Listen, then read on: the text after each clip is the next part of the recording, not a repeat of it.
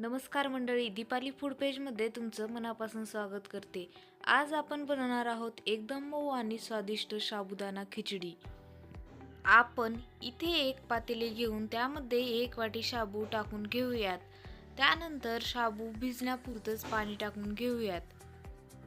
नंतर हा शाबू 1 तासासाठी भिजत घालूयात। साबुदाण्यासाठी लागणारे साहित्य: भाजून घेतलेले शेंगदाण्याचं मोठं कूट, त्यानंतर हिरवी मिरची पेस्ट, बारीक कट केलेला 1 बटाटा, मीठ आणि जिरे।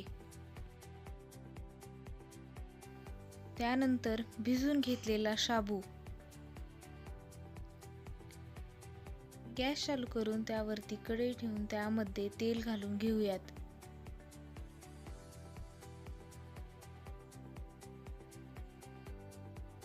तेल व्यवस्थित गरम झालं की त्यामध्ये जिरे घालून घेऊयात।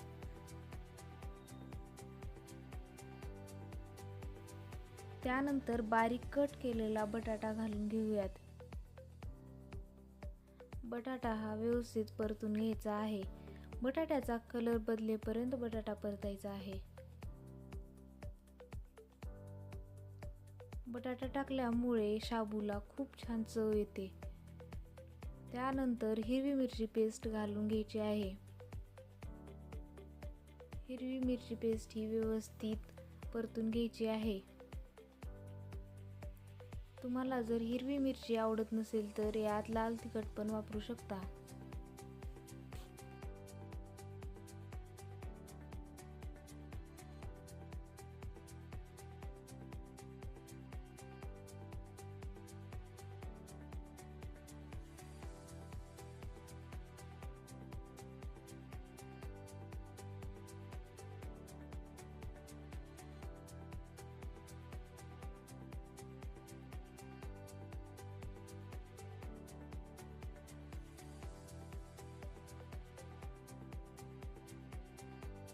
हिरवी मिरची परतून झाल्यानंतर यामध्ये भिजत घातलेला शाबू घालून घ्यायचा आहे आणि या शाबूला परतून घ्यायचं आहे।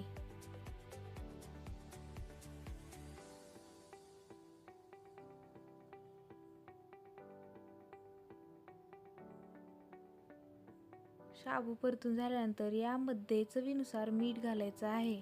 मीठ घालून झाल्यानंतर याला परतून घ्यायचं आहे।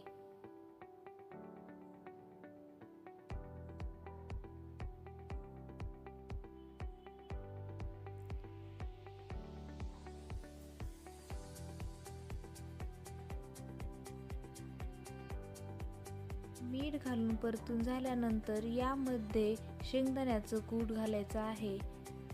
तुम्हाला जर हे शेंगदाण्याचं कूट मोठं आवडत नसेल तर यामध्ये तुम्ही बारीक पण घालू शकता, पण शेंगदाण्याचं कूट हे मोठं घातल्यामुळे शाबूला खूप छान चव येते।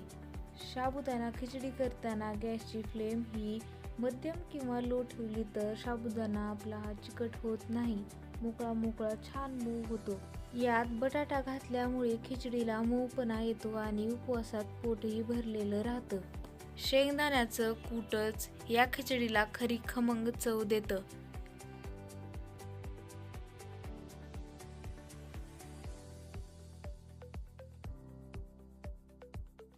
ही साबुदाणा खिचडी आपली व्यवस्थित परतून झालेली आहे। आता त्यावरती झाकण ठेवूयात। हे झाकण 5 मिनिटे ठेवायचं आहे। आता याला उघडून बघूयात। आता हा साबुदाणा आपला व्यवस्थित शिजलेला आहे, आपण बघू शकता। तुम्ही ही रेसिपी नक्की ट्राय करा आणि ही रेसिपी ट्राय केली तर कमेंटमध्ये नक्की सांगा। तुम्हाला हा व्हिडिओ आवडला असेल तर लाईक आणि तुमच्या फ्रेंड्ससोबत शेअर करायला विसरू नका। अशी सोपी आणि हेल्दी रेसिपी पाहण्यासाठी आमच्या चॅनलला सबस्क्राईब करा।